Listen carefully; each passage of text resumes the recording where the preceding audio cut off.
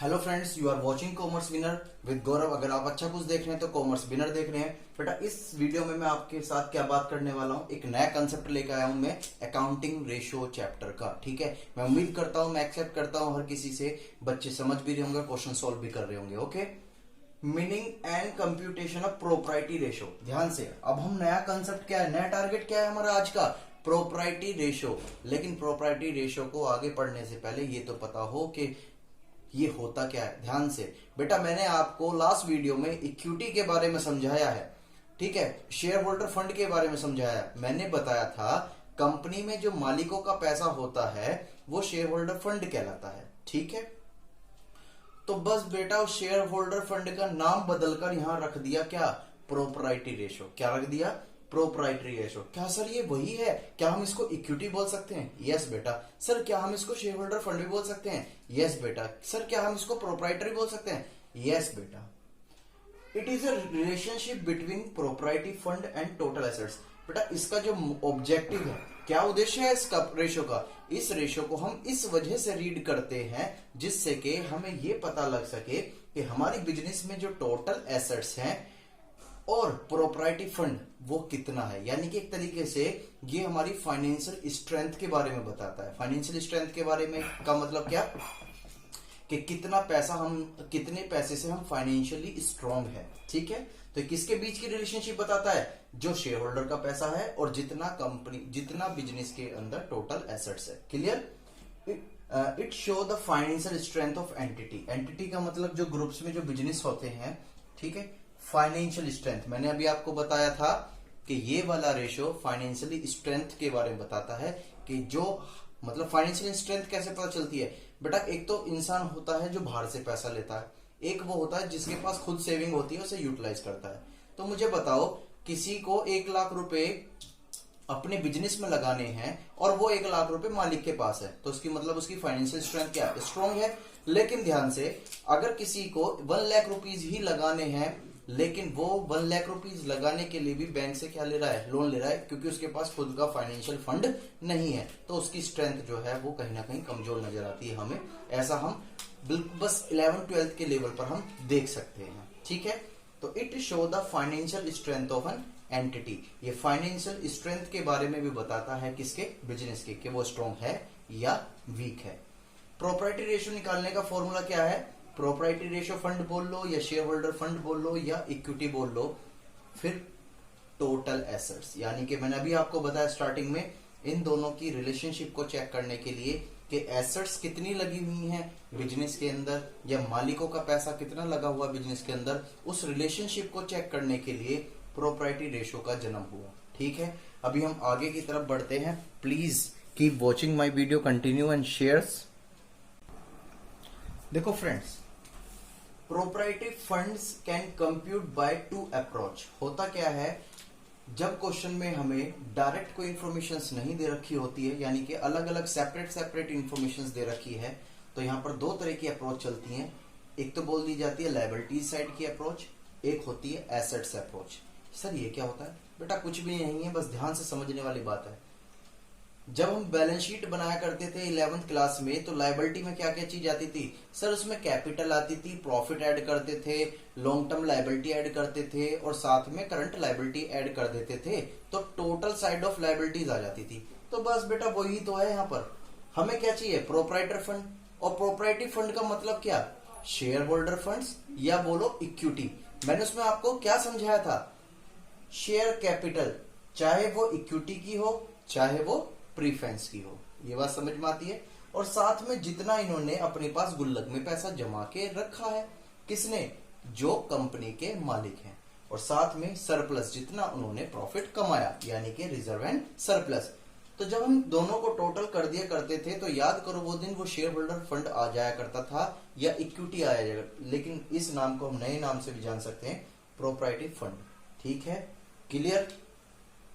Assets approach का मतलब यह है, जब कुछ इंफॉर्मेशन ना दे रखी हो तो हमको यह भी पता है कि जो भैया टोटल लायबिलिटीज का मतलब क्या होता है, टोटल एसेट्स। ठीक है, हाँ ये वाली अप्रोच तब काम करती है अगर क्वेश्चन में आपको long term liabilities and current liabilities नहीं दे रखी, यानी कि उसकी इंफॉर्मेशन मिस है, उसका हमें कुछ करना भी नहीं है। तो हम क्या मान के चलेंगे, जितनी हमारी टोटल एसेट्स होती हैं, यानी कि फिक्स एसेट्स प्लस का करंट एसेट्स, उतनी ही हमारा क्या हो जाएगा, प्रोप्राइटी फंड हो जाएगा। ये बात समझ में आती है। और भी अभी हम इसे क्वेश्चन के थ्रू क्लियर कर लेंगे।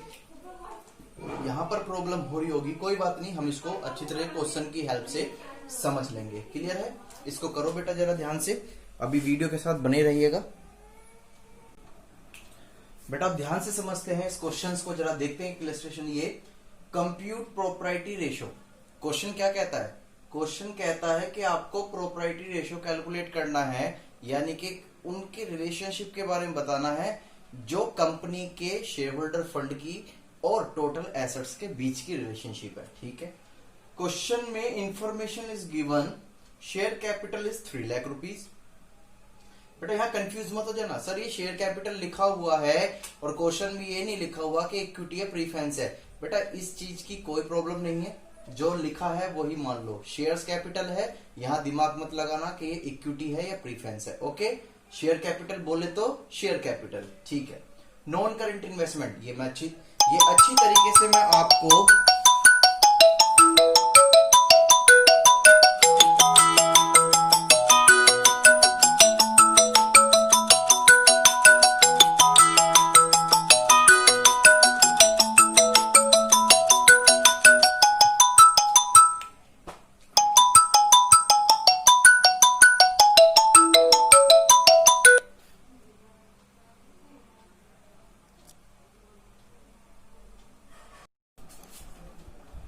देखो बेटा इस क्वेश्चन को देखते हैं। इस क्वेश्चन में आपसे पूछता है प्रोप्राइटी रेशो के बारे में बताओ।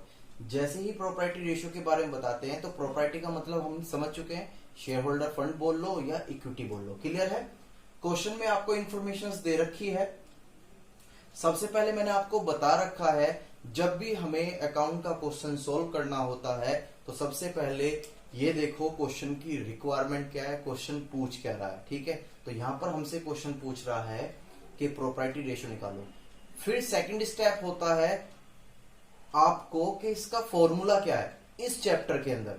सर इसका फॉर्मूला तो share holders divide by total assets होती है, यानी कि सर ने पढ़ाया था ये रेशो कैलकुलेट इस वजह से किया जाता है जिससे कि हम रिलेशनशिप चेक कर सके, फाइनेंशियल स्ट्रेंथ चेक कर सके, किसकी, कंपनी की, क्या वो सही है या नहीं। ओके ठीक है, तो जरा हम कैलकुलेशंस इंफॉर्मेशंस को फिल करने के लिए देखते हैं।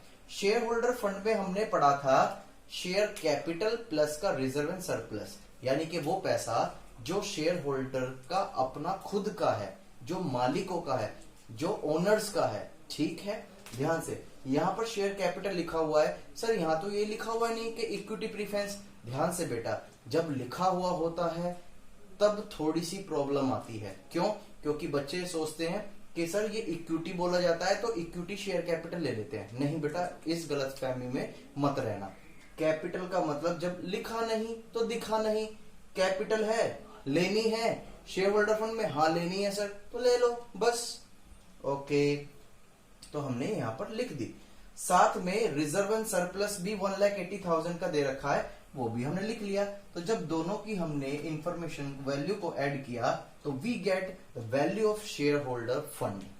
ओके, साथ में आपको एक छोटी सी इंफॉर्मेशन और दे रखी है जो बताती है नॉन करंट एसेट्स। बेटा करंट से पहले नॉन लिखा हुआ है, दैट्स मीन कि this is the fix assets. ये आपकी क्या है, फिक्स एसेट्स। ठीक है, जो हमने होल्ड पर्पस के लिए बिजनेस में रखी हुई है। क्लियर? साथ में क्वेश्चन में current assets is also given. फिर हम क्या करेंगे, टोटल एसेट्स का मतलब मैं आपको बता चुका हूं। Total assets means fix assets plus का करंट एसेट्स। सिंपल है ये बातें। तो हम क्या करेंगे, फिक्स एसेट्स प्लस का करंट एसेट्स, दोनों का टोटल किया, डिवाइड किया तो 0.25:1। ये बात समझ में आ सकता है बेटा। ये प्योर भी हो सकता है जैसे कि ये आया, और ये परसेंटेज में भी अगर पूछता है तो कर सकते हैं। ये बात समझ में आती है, ये कंसेप्ट क्लियर हो गया। अभी हम कुछ क्वेश्चन और देख लेते हैं, बने रहिएगा हमारे वीडियो के साथ। आइए फ्रेंड, ये क्वेश्चंस और देखते हैं जरा। क्वेश्चंस में इसमें भी क्या रिक्वायरमेंट है प्रोप्राइटी रेशियो कैलकुलेट करना है given the following information. Equity share capital दे रखा है, preference share capital is also given, reserve and surplus दे रखा है, ठीक है, debenture, trade payable, fix assets, current assets, short term investment, ये सारी इंफॉर्मेशन के बारे में हम अच्छी तरीके से पढ़ चुके हैं और आप भी पढ़ चुके होंगे 11th क्लास में, ठीक है। प्रोपर्टी रेशियो के लिए मैंने आपको बताया था सेकंड स्टेप की ये सोचना है what is the formula to compute this ratio, ठीक है। हमने देखा शेयर होल्डर फंड्स और टोटल एसेट्स की रिक्वायरमेंट है। शेयर होल्डर फंड्स को हम किस तरह से कैलकुलेट करते हैं, ध्यान से देखो, equity, preference, reserve and surplus. जब हमने इन तीनों का टोटल कर दिया तो हमारे पास जो है, जब हमने तीनों का टोटल कर दिया तो हमारे पास आया शेयर होल्डर फंड। क्या आया? Share holder.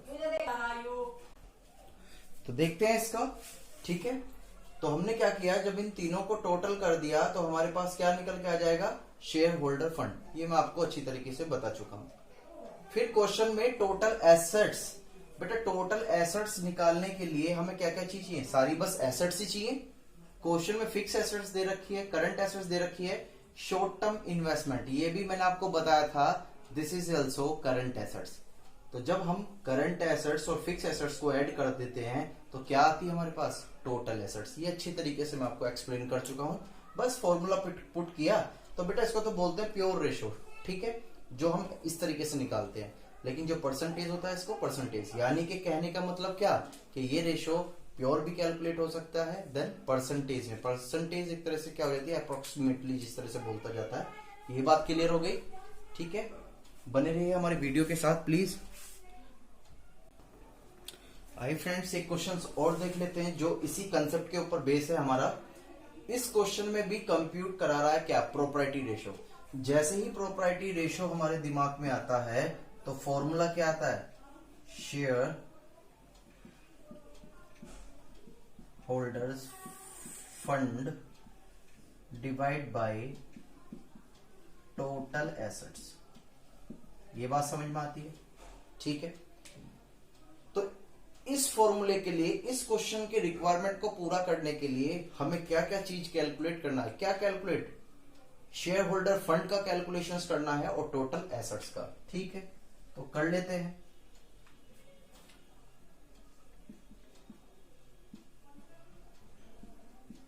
Share holder fund किस तरीके से कैलकुलेट करते हैं? बेटा मैंने आपको बताया था equity share capital, preference share capital, reserve and surplus. जब तीनों को ऐड कर देते हैं तो मेरे पास आ जाएगा share holder fund.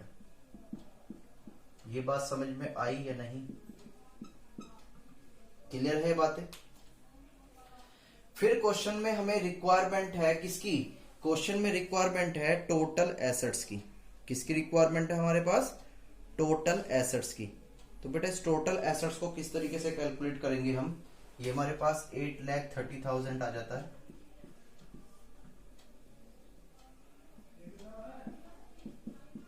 Compute total assets. कुछ नहीं करना, जब नाम ही लिखा हुआ टोटल एसेट्स तो बस हमें एसेट्स की इंफॉर्मेशन देखनी है। देखो एक क्रेडिटर है, ये हमारी करंट लायबिलिटी है और यहां पर एक करंट लायबिलिटी की कोई इंफॉर्मेशन की जरूरत हमें नहीं है, तो इस वजह से इसको हम हटाने वाले हैं, ठीक है। डिवेंचर्स एक तरह से हमारी लॉन्ग टर्म लायबिलिटीज होती है, तो लॉन्ग टर्म लायबिलिटी की हमें यहाँ पर कोई भी नीड नहीं है, इस वजह से हम इसे भी क्या करेंगे? इग्नोर, ठीक है। लेकिन हाँ, क्वेश्चन में हमारे पास फिक्स एसेट्स है, ट्रेड इन्वेस्टमेंट है और करंट एसेट्स है। ये बात समझ में आई? तो जब हम इन तीनों को लिख देंगे, फिर क्या लिखेंगे? Fix assets 7 lakh rupees, trade investment 245 और साथ में आ जाएगा आपका current assets is 3 lakh. Clear? तो आपके पास क्या कैलकुलेशंस होके आ जाएगी? आपके पास आ जाएगी टोटल एसेट्स। जैसे ही हमारे पास टोटल एसेट्स आती है कितने रुपीस की? 12,45,000। बस करना क्या है? कुछ नहीं, और आंसर आ जाएगा। इसमें कुछ डाउट हो या कुछ भी पूछना हो तो कमेंट्स कर सकते हैं। उम्मीद करता हूं ये बहुत सिंपल होगा। ठीक है बेटा, मैं एक इंफॉर्मेशन और देना चाहता हूं सभी को। हमारी हर एक वीडियो में एक कंसेप्ट, उसके बेस पर कुछ क्वेश्चन है। ठीक है, तो मेरी आपसे यही रिक्वेस्ट है कि कम से कम आप उस कंसेप्ट को समझे। उसके बेस पर जितने क्वेश्चंस मैं करा रहा हूं, it's okay, but you have to try yourself. आपको भी तो कुछ ट्राई करना पड़ेगा। अगर आप ट्राई नहीं करोगे तो आपकी प्रैक्टिस नहीं होगी, फिर कंसेप्ट अधूरा रह जाएगा और आप एग्जाम में गुड परफॉर्मेंस या बेटर परफॉर्मेंस नहीं कर पाओगे। दिस इज योर लू फॉल्स। ठीक है, लेकिन इन प्रैक्टिस, अगर आपकी प्रैक्टिस कमी है तो अकाउंट्स बेटा नहीं हो पाएगा। दूसरी बात, एक मेंटेलिटी दिमाग से अपने निकाल दो कि सर जिनके पास मैथ नहीं है कि सर हम परसेंटेज तो टॉप 5 में से बनती है एज सीबीएसई के अकॉर्डिंग। मैंने कहा हाँ, तो हम उसमें क्यों ना थियोरेटिकल जो आपके को वो है हमारे सब्जेक्ट, उसको कर लेते हैं और इसको हम वीक रहे बस पास होने लायक कर लेते हैं। ठीक है, पर बेटा मैं एक बात बताऊं, मेन सब्जेक्ट आप अकाउंट स्ट्रीम ले रहे हो और मेन सब्जेक्ट आपको अकाउंट ही नहीं आता, तो आपकी क्या वैल्यू। चलो आपने बिजनेस स्टडी, फिजिकल, इकोनॉमिक्स और हिंदी इंग्लिश ये मतलब सही कर लिया अपना, तो मुझे एक बात बताओ, इन फ्यूचर्स में अकाउंट से रिलेटेड कोई भी कोर्स करने जाओगे, सब जगह आपको अकाउंट्स मिलेगा और इसका ना आपका बेस होगा ना 12th अच्छी होगी, तो क्या परफॉर्मेंस करोगे। आप कुछ भी अच्छी परफॉर्मेंस नहीं कर पाओगे। तो बेटा इस मेंटेलिटी को दिमाग से निकाल देना। ठीक है, मैं आपको बता दूं, हाँ वो एक अलग बात है कि आपको इकोनॉमिक्स से करनी है, ठीक है, बीए करनी है, ठीक, नहीं तो अगर बीकॉम, बीबीए, सीए, सीएस कुछ भी करोगे भाई अकाउंट तो चाहिए। हाँ बीए की तरफ जाना है, अब ये तो है नहीं कि सर बीएससी करेंगे, वो तो पॉसिबल नहीं है। बीए की तरफ जाना है तो वो आप इकोनॉमिक्स वगैरह किसी से कर सकते हो, वट एवर यू लाइक, जो आपको पसंद है वो करो फॉर आपके फ्यूचर के लिए। ठीक है, लेकिन अगर आपको अकाउंट लाइन में ही जाना है, इसमें स्ट्रॉन्ग जोन अपना क्रिएट करना है, फ्यूचर क्रिएट करना है, तो भाई अकाउंट की नॉलेज होनी ज्यादा जरूरी है। ठीक है, मैं ये नहीं कह रहा कि प्रॉपर नॉलेज लो, ठीक, क्योंकि 12th में हमारा इतना ब्रेन डेवलप नहीं होता, बट मेरी ये रिक्वेस्ट है जितना मैं करा रहा हूं एटलीस्ट उतना तो करते रहिएगा। जितना आप करोगे और प्रैक्टिस करोगे वो अच्छा हो जाएगा और वही परफॉर्मेंस आप क्या होगी आपके एग्जाम में आएगी। ठीक है, ये बात समझ पा रहे हो। 2 आपके पॉइंट्स मैंने क्लियर कर दिए। तीसरा पॉइंट ये है कि बहुत सारे बच्चे अभी ऑनलाइन क्लासेस को सीरियस नहीं ले रहे हैं। ठीक बेटा, प्लीज ऑनलाइन क्लासेस सीरियस लें, क्योंकि अभी गवर्नमेंट को खुद नहीं पता कि कब भैया ये बीमारी बिल्कुल खत्म हो जाएगी। ठीक है, अभी ट्रायल चल रहा है वैक्सीन वगैरह का, अगर ट्रायल भी हो गया सब चीज तो उसे आने में भी टाइम लग जाएगा। तो इस वजह से कुछ भी हो, सोशल मीडिया पे जो भी आपके ह्यूमर्स वगैरह फैलती है, स्कूल 15 अगस्त से खुल रहे 20 अगस्त से, तब सही है, चलो कोई बात नहीं, एक हमारे पास एक प्लेटफॉर्म है जिससे हमें नॉलेज अपडेट हो जाती है। बट बेटा जो आज तक पर न्यूज़पेपर में इंफॉर्मेशन मिले, जो आपको रिसीव हो, केवल उस पर ही ज्यादा ट्रस्ट करें। ठीक है, बस मेरी आपसे यही रिक्वेस्ट है कि आप जो है अकाउंट्स को अच्छी तरीके से करें, बहुत ही अच्छी तरीके से, प्रैक्टिस पर ज्यादा ध्यान दें। और इस वजह से मैं जो वीडियो अपनी बना रहा हूं उसमें आपको हर कंसेप्ट समझाया जाता है और उस कंसेप्ट के बेस पर क्वेश्चंस कराए जाते हैं। ये बात समझ में आती है। मैंने अब तक कोई ऐसी वीडियो नहीं बनाई जिसमें 2 कंसेप्ट हो। मुझे पता है स्टूडेंट्स पहले तो ऑनलाइन क्लास सीरियस नहीं ले रहे, अगर ले रहे हैं तो जब मन होता है तभी पढ़ते हैं, पर प्लीज मन कभी भी हो पढ़ लेना, पर उतना ही पढ़ना जितना समझ में आ जाए। और जिसके समझ में नहीं आता भाई मैं तो कुछ कर नहीं सकता, अब दिमाग में तो बैठूंगा नहीं, मैं तो एक टीचर हूं, मैं केवल आपको रास्ता दिखा सकता हूं, एंटर तो आपको खुद को करना पड़ेगा। ठीक है, तो please it is my humble request to solve this questions. Okay, next video में हम न्यू टॉपिक के साथ मिलेंगे।